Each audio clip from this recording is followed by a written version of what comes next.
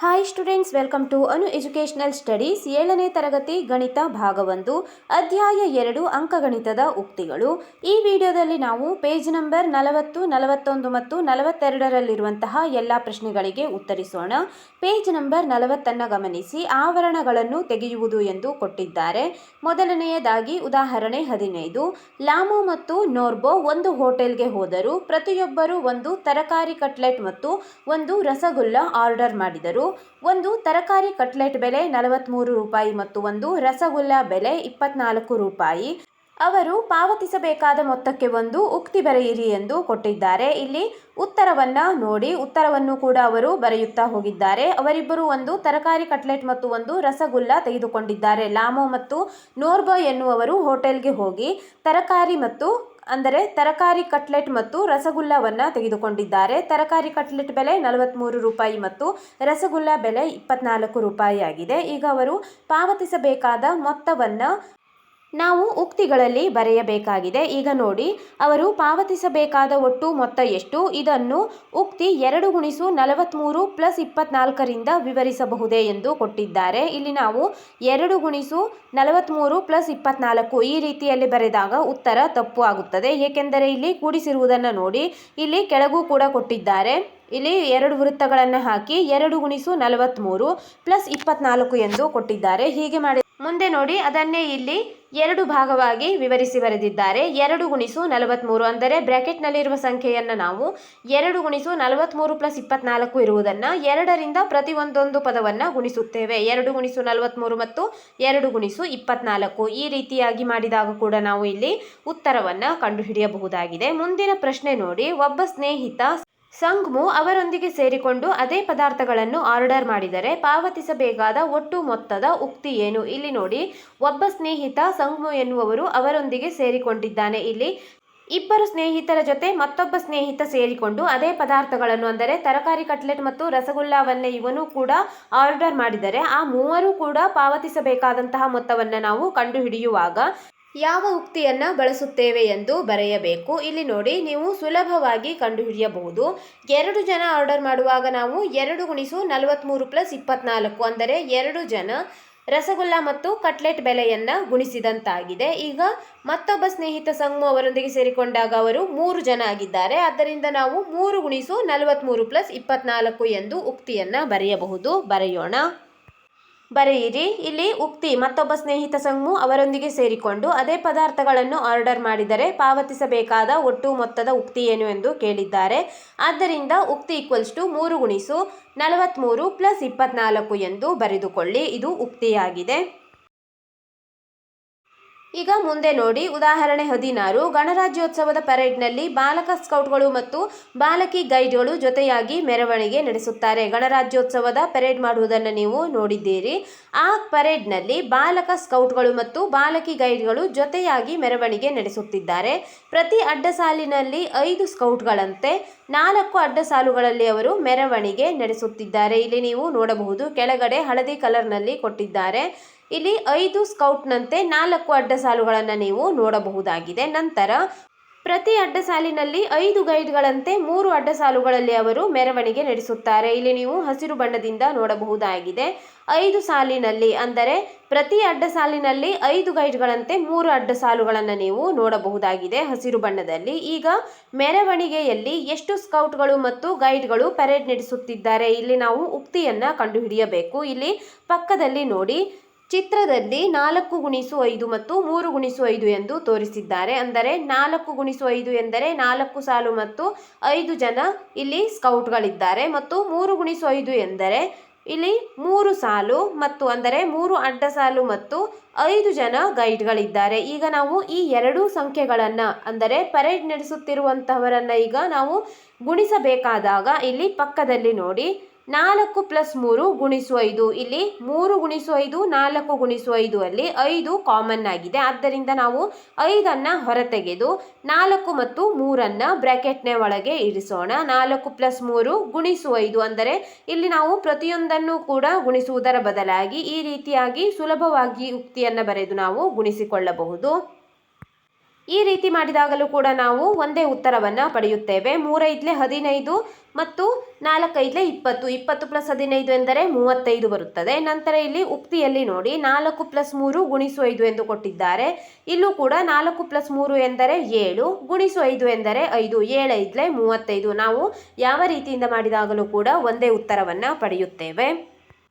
ಅದನ್ನೇ ಇಲ್ಲಿ ವಿವರಣೆಯೊಂದಿಗೆ ನಿಮಗೆ ವಿವರಿಸಿದ್ದಾರೆ, ನೋಡಿಕೊಳ್ಳಿ. 4 × 5 ಕೊನೆಯದಾಗಿ ಕೊನೆಯ ಸಾಲಿನಲ್ಲಿ 4 × 5 + 3 × 5 4 5 20 3 5 15 35 ನಾವು ಪಡೆಯುತ್ತೇವೆ ಎನ್ನುವುದು ಉಕ್ತಿಯಾಗಿದೆ. ಈಗ ಮುಂದಿನ ಪ್ರಶ್ನೆ ನೋಡಿ. 5 × 4 + 3 ≠ 5 × 4 + 3 ಎಂದು ಕೊಟ್ಟಿದ್ದಾರೆ. ಏಕೆ ಎಂದು ನಾವು ಈಗ ವಿವರಿಸಬೇಕು. ವಿವರಿಸೋಣ. ಇನ್ನೊಂದು ಪ್ರಶ್ನೆಯನ್ನು ಕೂಡ ಇವರು ಕೊಟ್ಟಿದ್ದಾರೆ. ಕೆಳಗಡೆ ನೋಡಿ 5 × 4 + 3 5 × 3 + 4 3 + 4 × 5 ಇವು ಎಲ್ಲವೂ ಸಮನಾಗಿದೆಯೇ ಎಂದು ಕೇಳಿದ್ದಾರೆ. ಇದಕ್ಕೂ ಕೂಡ ನಾವು ಉತ್ತರಿಸಬೇಕು. ಮೊದಲನೇ ಪ್ರಶ್ನೆಗೆ ಈಗ ಉತ್ತರಿಸೋಣ. 5 × 4 + 3 ≠ 5 × 4 + 3 ಆಗಿದೆ. ಈಗ ನಾವು ಲೆಕ್ಕವನ್ನು ಬಿಡಿಸೋಣ. ಮೊದಲನೆಯದಾಗಿ ನಾವು 5 × 4 ಇರುವುದನ್ನು ಗುಣಿಸಿಕೊಳ್ಳಬೇಕು. 5 4 20 +3 ಹಾಗೆ ಇರಲಿ. 20 + 3 23 ಬಂದಿದೆ.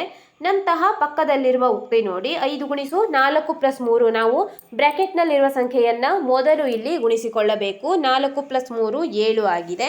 5 × 7 5ಕ್ಕೆ 5 ಹಾಗೆ ಇಟ್ಟಿದ್ದೇವೆ. 5 7 35. ನೀವು ಇಲ್ಲಿ ಉದಾಹರಣೆಗಳಲ್ಲಿ ಉಕ್ತಿಗಳ ಬೆಲೆಯನ್ನು ಗಮನಿಸಬಹುದು. 23 ಮತ್ತು 35 ಎಂದು ಬಂದಿದೆ. ಇದು ಒಂದಕ್ಕೆ ಒಂದು ಸಮನಾದಂತಹ ಬೆಲೆಯಲ್ಲ. ಆದ್ದರಿಂದ ≠ ಅಥವಾ ಸಮವಲ್ಲ ಎಂಬ ಚಿಹ್ನೆಯನ್ನು ನಾವು ಬರೆದಿದ್ದೇವೆ. ಆವರಣ ಇರುವುದರಿಂದ ಬೆಲೆ ಬದಲಾಗುತ್ತದೆ. ಏಕೆ ಎಂದು ಕೊಟ್ಟಿದ್ದಾರೆ. ಆದ್ದರಿಂದ ನಾವು ಕೊನೆಯದಾಗಿ ಹೇಳಿಕೆಯನ್ನು ಕೂಡ ಬರೆಯಬೇಕು.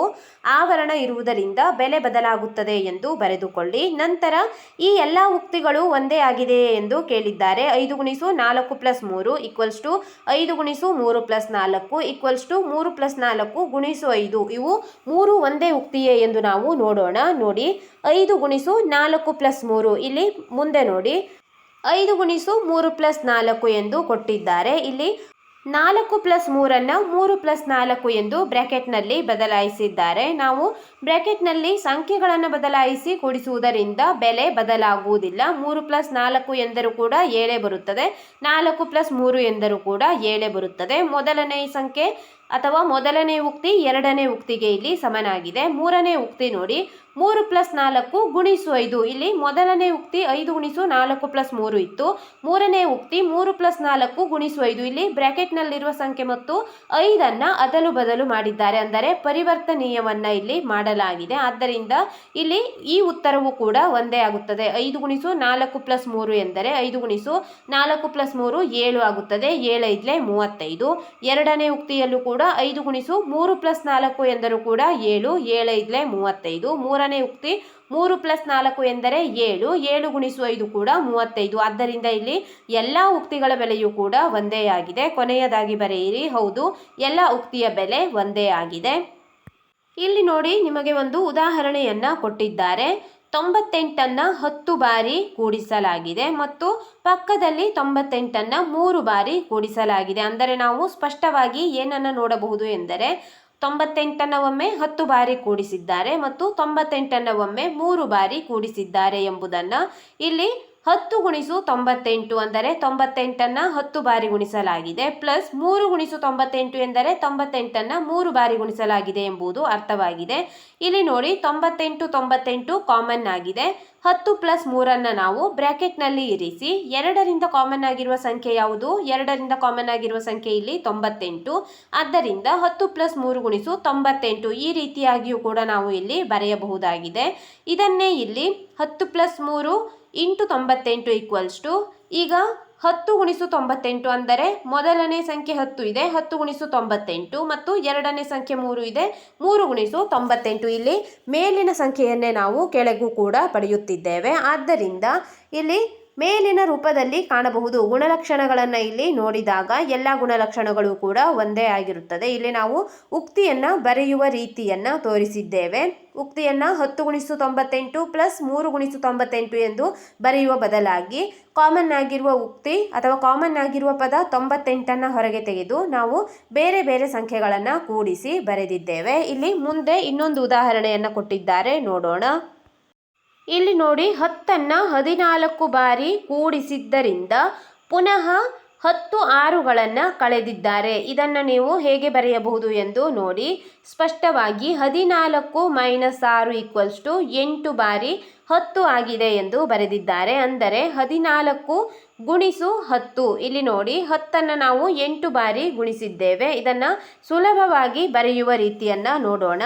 ಇಲ್ಲಿ ನೋಡಿ, 14 ಬಾರಿ 10 ಇರುವುದನ್ನು ಮೊದಲು ತೆಗೆದುಕೊಳ್ಳಿ. 14 × 10 ಅಥವಾ 10 14 ಬಾರಿ ಇದೆ ಎಂದು ಅರ್ಥವಾಗಿದೆ. ಈಗ ನಾವು 6 10ಗಳನ್ನು ಕಳೆಯಬೇಕು. ಅಂದರೆ -6 × 10. ಇಲ್ಲಿ 10 6ಗಳನ್ನು ಕಳೆಯುವುದು ಎಂದರೆ 6 × 10 ಎಂದು ತೆಗೆದುಕೊಳ್ಳಬೇಕು. ಇದರಲ್ಲಿ ನೋಡಿ, 14 × 10 ಅಂದರೆ 14 10ಗಳಲ್ಲಿ 6 × 10 6 10ಗಳನ್ನು ನಾವು ಕಳೆದಿದ್ದೇವೆ ಎನ್ನುವುದು ಅರ್ಥವಾಗಿದೆ. 14 × 10 - 6 × 10 ಇವು ಎರಡುಗಳಲ್ಲಿ ಈಗ ಕಾಮನ್ ಆಗಿರುವಂತಹ ಪದ 10 ಆಗಿದೆ. ಆದ್ದರಿಂದ ನಾವು 10ಅನ್ನು ಹೊರತೆಗೆದು 14 - 6ಅನ್ನು ಬ್ರ್ಯಾಕೆಟ್ ಒಳಗೆ ಇಡಬೇಕು. 14 - 6 × 10 ಇದು ಉಕ್ತಿಯಾಗಿದೆ. ಇದನ್ನೇ ಇಲ್ಲಿ ಇನ್ನೊಂದು ರೀತಿಯಲ್ಲಿ ಬರೆದಿದ್ದಾರೆ. 14 - 6 × 10ಅನ್ನು ಇಲ್ಲಿ 14ರಿಂದ 10ಅನ್ನು ಗುಣಿಸಿ ಮೈನಸ್ ಪುನಃ 6ರಿಂದ 10ಅನ್ನು ಗುಣಿಸಿದ್ದಾರೆ. ನಾವು ಯಾವ ರೀತಿ ಬರೆದರೂ ಇಲ್ಲಿ ಉತ್ತರ ಒಂದೇ ಆಗಿರುತ್ತದೆ. ಈ ಗುಣಲಕ್ಷಣಗಳನ್ನು ಮುಂದಿನಂತೆ ವಿವರಿಸಬಹುದು. ಒಂದು ಮೊತ್ತ ಅಥವಾ ವ್ಯತ್ಯಾಸದ ಗುಣಕವು ಗುಣಕಗಳ ಮೊತ್ತ ಅಥವಾ ವ್ಯತ್ಯಾಸಕ್ಕೆ ಸಮನಾಗಿರುತ್ತದೆ. ಇಲ್ಲಿ ಮೇಲಿರುವ ಉಕ್ತಿಯನ್ನೇ ಇನ್ನೊಮ್ಮೆ ವಿವರಿಸಿದ್ದಾರೆ. ಮುಂದೆ ನೋಡಿ, ಪದಗಳೊಂದಿಗೆ ಪ್ರಯೋಗ. ಉದಾಹರಣೆ 17. 53 × 18 = 954 ಆದರೆ 63 × 18ಅನ್ನು ಕಂಡುಹಿಡಿಯಿರಿ. ಇಲ್ಲಿ 53 × 18 ಎನ್ನುವುದು 954 ಆದರೆ ನಾವು 63 × 18ರ ಬೆಲೆಯನ್ನು ಹೇಗೆ ಕಂಡುಹಿಡಿಯಬಹುದು ಎಂದು ನೋಡೋಣ. ನೋಡಿ, 53 × 18 954. 63 × 18ರ ಬೆಲೆ ಎಷ್ಟು ಎಂದು ಬರೆದಿದ್ದೇವೆ. 63 × 18. ಈಗ ನಾವು 63 × 18ರ ಬೆಲೆಯನ್ನು ಕಂಡುಹಿಡಿಯುವಾಗ 63ಅನ್ನು ನಾವು 53 + 10 ಎಂದು ಇಲ್ಲಿ ತೆಗೆದುಕೊಳ್ಳೋಣ. 63ಅನ್ನು 53 + 10. 53 + 10 ಎಂದರೂ ಕೂಡ 63 ಆಗಿದೆ. ಆದ್ದರಿಂದ 53 + 10 ಎಂದು ನಾವು 63ಅನ್ನು ತೆಗೆದುಕೊಳ್ಳುತ್ತಿದ್ದೇವೆ. ಗುಣಿಸು 18 ಹಾಗೆ ಇರಲಿ. ಈಗ 53 + 10ಅನ್ನು 53 ಇಲ್ಲಿ 18 ಗುಣಿಸಿರುವುದರಿಂದ ಈ ಎರಡೂ ಪದಗಳನ್ನು ನಾವು 18ಕ್ಕೆ ಗುಣಿಸಬೇಕು. ಮೊದಲನೇ ಪದ 53ಅನ್ನು 18ಕ್ಕೆ ಗುಣಿಸಿ ನಂತರ ಪ್ಲಸ್ ಚಿಹ್ನೆಯನ್ನು ಹಾಕಿ 10ಅನ್ನು 8ಕ್ಕೆ ಗುಣಿಸಬೇಕು. ಬರೆಯಿರಿ. 53 × 18 + 10 × 18 ಆಗಿದೆ. ಇಲ್ಲಿ ಉತ್ತರದಲ್ಲಿ 53 × 18ರ ಬೆಲೆಯನ್ನು ಮೊದಲೇ ಕೊಟ್ಟಿದ್ದಾರೆ, 954. 10 × 18 18 180 ನಿಮಗೆ ತಿಳಿದಿದೆ, ನೇರವಾಗಿ ಬರೆಯಬಹುದು. 954 + 180 = 1134 ಆಗಿದೆ. ಇಲ್ಲಿ ನಾವು ಸುಲಭ ವಿಧಾನದಿಂದ ಗುಣಾಕಾರವನ್ನು ಮಾಡುತ್ತಿದ್ದೇವೆ. ಆದ್ದರಿಂದ 63 × 18ರ ಬೆಲೆ 1134 ಆಗಿದೆ. ನಂತರ ಉದಾಹರಣೆ 18 ನೋಡಿ. 97 × 25ರ ಬೆಲೆಯನ್ನು ಪರಿಣಾಮಕಾರಿಯಾಗಿ ಪಡೆಯುವ ಒಂದು ವಿಧಾನವನ್ನು ಕಂಡುಹಿಡಿಯಿರಿ. 97 × 25ಅನ್ನು ನಾವು ಸುಲಭವಾಗಿ ಹೇಗೆ ಕಂಡುಹಿಡಿಯಬಹುದು ಎಂದು ನೋಡೋಣ. ಇಲ್ಲಿ ಯಾವುದೇ ಬೆಲೆಯನ್ನು ಕೊಟ್ಟಿಲ್ಲ, ನಾವು ನೇರವಾಗಿ ಕಂಡುಹಿಡಿಯಬಹುದು. 97ಅನ್ನು ನಾವು 100 - 3 ಎಂದು ತೆಗೆದುಕೊಳ್ಳೋಣ. 100ರಲ್ಲಿ 3ಅನ್ನು ಕಳೆದಾಗ 97 ಬರುತ್ತದೆ. ಆದ್ದರಿಂದ 97ರ ಬೆಲೆಯನ್ನು 100 - 3 ಎಂದು ತೆಗೆದುಕೊಂಡು ಗುಣಿಸು 25ಅನ್ನು ಹಾಗೆ ಇರಿಸಿ. ಈಗ ಪ್ರತಿಯೊಂದು ಪದದಿಂದ 25ಕ್ಕೆ ಗುಣಿಸಬೇಕು. ಮೊದಲನೇ ಪದ 100, 100ರಿಂದ 25ಕ್ಕೆ ಗುಣಿಸಿ 100 × 25 ಚಿಹ್ನೆ ಮೈನಸ್ ಇದೆ, ಮೈನಸ್ ಇಟ್ಟು ಎರಡನೇ ಸಂಖ್ಯೆ 3 ಇದೆ, 3 × 25 ಮಾಡಿ.